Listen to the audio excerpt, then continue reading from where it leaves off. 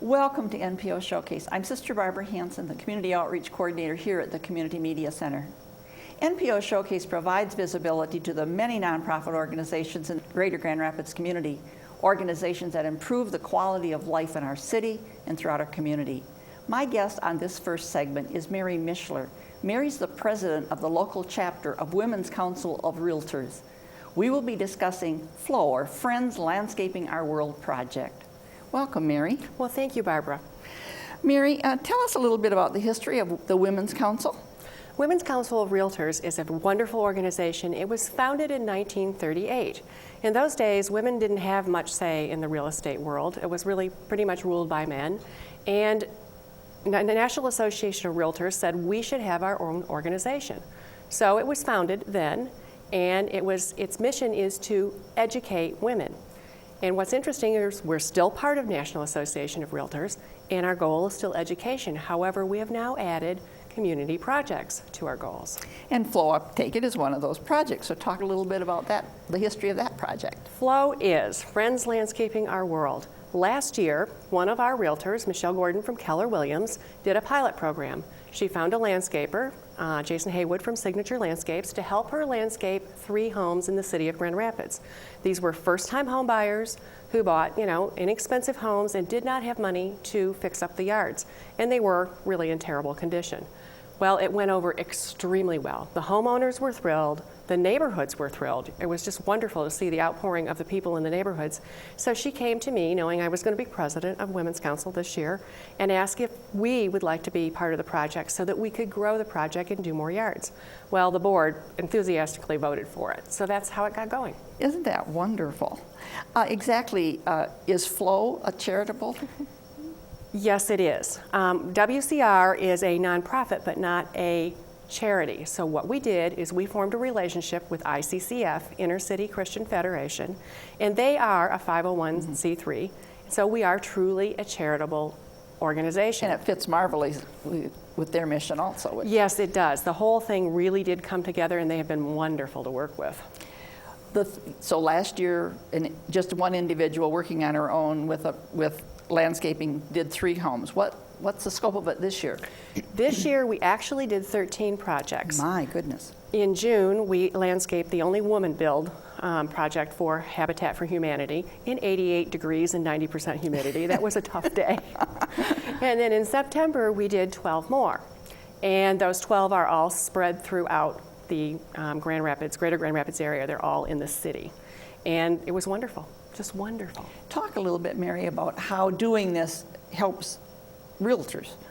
Well, this helps our whole community. First of all, a lot of homeowners, when they buy a house, don't realize that they are going to have to do something with their yard. On top of that, they also don't understand what that is going to do for the value of the property. You've heard the words curb appeal, I'm sure. When a yard is landscaped, it adds thousands of dollars worth of value to that property. Not only does it add it to that property, but it adds it to the whole neighborhood and eventually the community. And that's why it's such a valuable thing to do. How has the city responded to this? We have had an outpouring of people calling us and asking us about the project, big smiles. The mayor's called us and talked to us about it. We have had very, very positive reaction to this. And just in the neighborhoods themselves, when we actually get done with a yard, I'm not kidding, all the neighbors come out and they want to find out what we're doing, how we're doing it, how do they get involved. So when you do this for a homeowner, a lot of us wouldn't know how to keep it up. You're right. Most of us aren't gardeners. We have put in place a rule that they need to get education on taking care of their yard. And luckily for us, ICCF does a lot of educational classes, not just on gardening. They do it on many, many, many things. But they have a class, and it's run by master gardeners, and these people can go take these classes and learn how to take care of their yards. It's a win-win Yes, all the way it is. around. All the way around it is. Normally, one of the questions I ask is, how do you support yourself? So how do you support this project? Well, that is a challenge. In this environment, we do need help. We have been very blessed with help from the landscapers. Many of them donated their time, their machines, their people, and plants. We've had plants donated to us by retailers as well as just regular folks. We've had money donations. All of those things are what we want to do. And of course, the first year we tried to get some grants and we weren't very successful because we didn't have a track record. But now that we have a track record, we're hoping to be able to get some grants to go forward with this. It's hard. Grand Rapids is so good, though, about nonprofits working together and working with businesses, and I mean, public, private, just works very, very well in this city, I think so. I think so too. This city has a very caring heart. Mm-hmm. This kind of goes along with this, and I think as people get to know us better and they can go out and see what we did, because they can go to our website at flowgr.com and see the before and after houses and see what we did, they're going to want to help. What's the benefit to the landscapers who donate their equipment and their time? First, besides making them feel good, and actually one of the landscaper who started it last year, Signature Landscaping, he said that's one of the best feelings he got. But you know what? It's advertising. They're on our website. They're on all the pieces of literature that we send out. They're everywhere. They are shown to everybody, and there's pictures of their work. So they're going to get exposure, and they're probably going to get business from it. So that's a good thing. Paid business. Mm-hmm. So you've done the project now. It was a pilot, and now this year, what's the future looking like? We would like to obviously continue and do more next year. We're going to do, we did 12 this year. We'd like to do 3 times as many next year. You know, if we could triple it every year, we'd really be doing well. I think that's probably a little aggressive, but I think next year we could probably do 30 yards if we have backing and money. That is the first thing that has to come to be able to do that. We had huge exposure because we did a garden tour after we did these homes, and we also had a garden party, and it was real interesting. People that came out that didn't really know about the project and saw what we did and wanted to get involved. So that was important. Certainly, just the women realtors don't do all this work. No, this is a project that's much bigger than our organization could ever do by itself. Without our volunteer help, we had church volunteers, we had just community volunteers, we had people from all walks of life coming and helping us.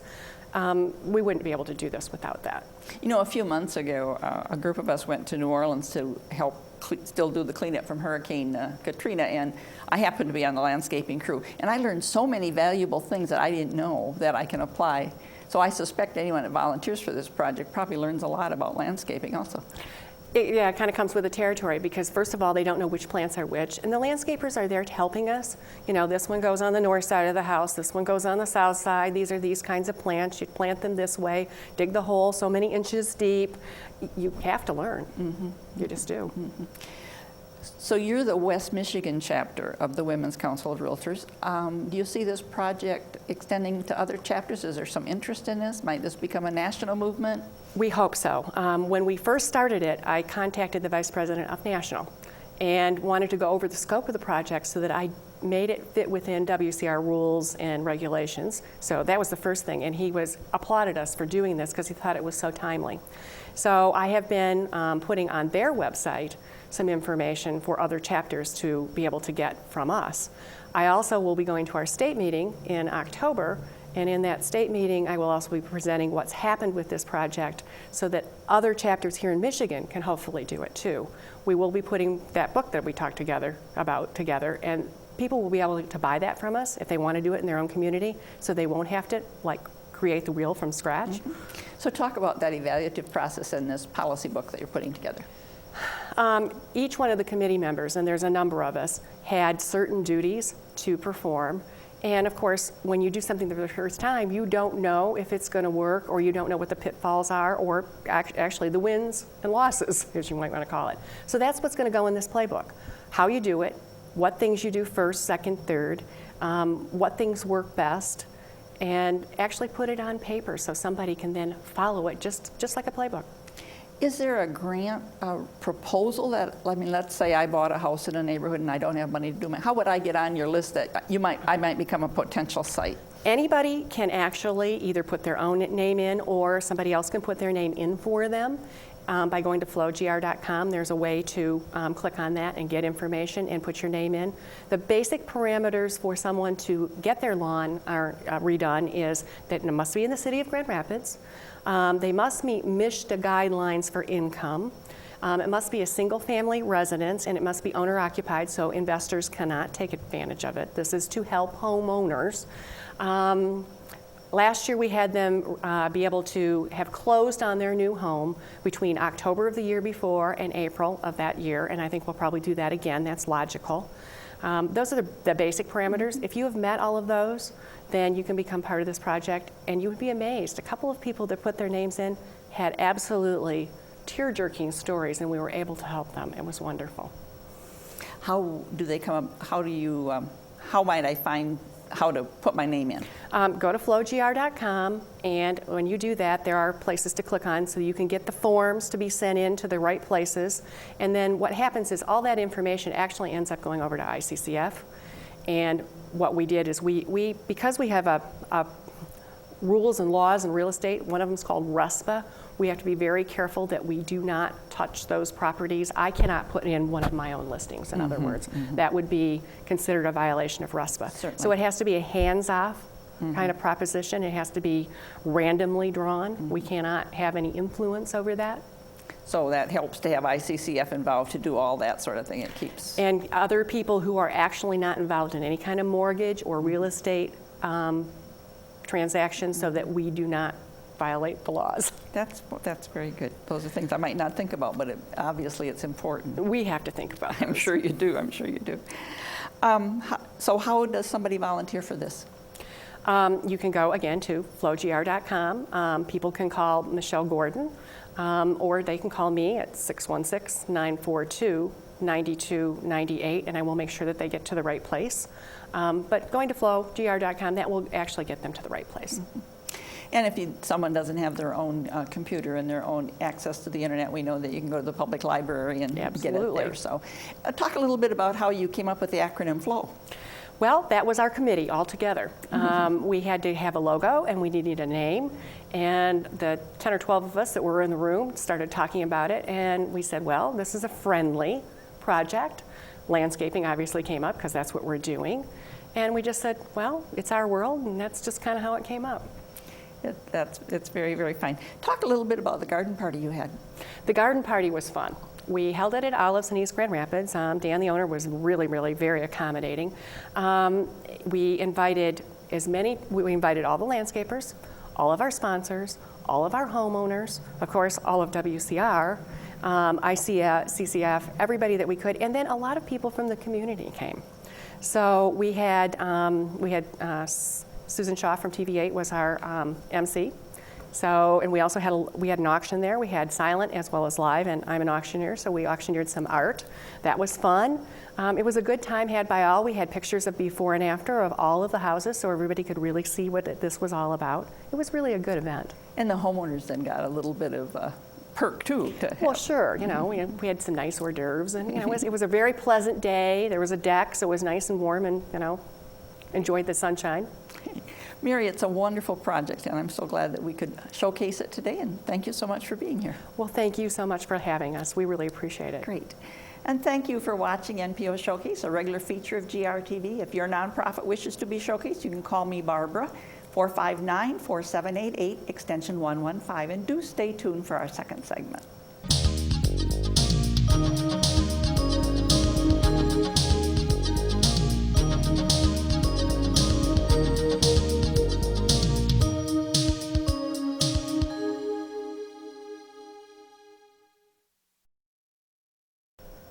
Welcome back to NPO Showcase. My guest on this second segment is Anneshia Freeman. Anneshia is program coordinator and outreach counselor at Arbor Circle, but she's also the creator and developer of a copywritten and trademark program called Lies That Bind. We will be discussing that program. Welcome, Anneshia. Good morning. How are you? I'm good.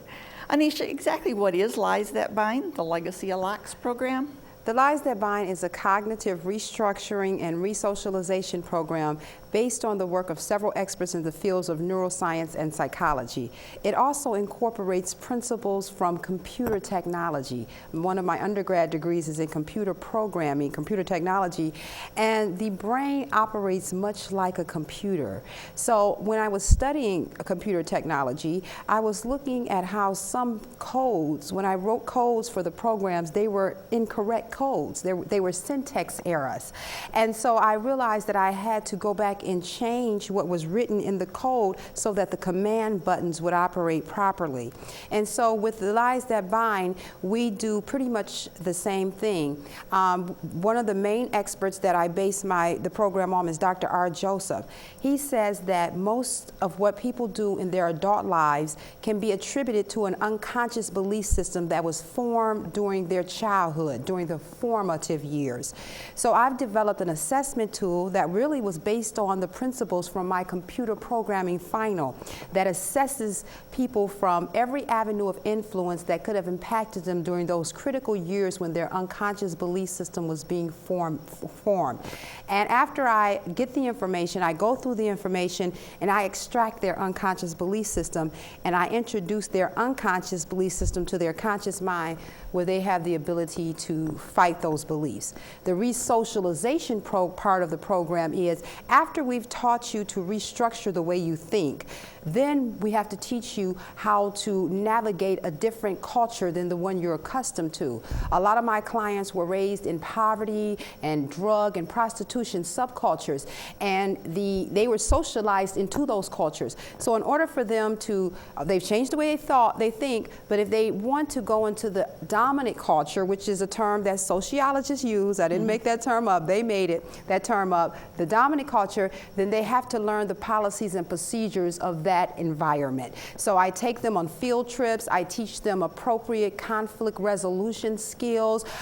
We go out to fine dining restaurants, we go to universities and learn how to navigate those worlds and how to register, how to get financial aid, just the policies and procedures of a world that they may not be familiar with. So that's basically the program. How in the world did Anneshia come up with this? I mean, what's unique about, because it's exceedingly complex and yet it makes such good sense. Well, it really, I was working on myself. It's really Anneshia trying to fix Anneshia. I have a high standard. One of my issues is you have to be perfect. One of the lies that I suffer from is that you have to be perfect. So I harshly critique everything. So I harshly critique a lot of the programs I've been through and a lot of things that I've been connected to, and I always felt like there was a missing piece. And as I'm a recovering drug addict and a former prostitute. And as I started my recovery journey, I was getting a lot of help from some of the programs and the self-help things. I got a lot of help from them, but I felt like it wasn't helping me fast enough and well enough. So I started doing research on my own.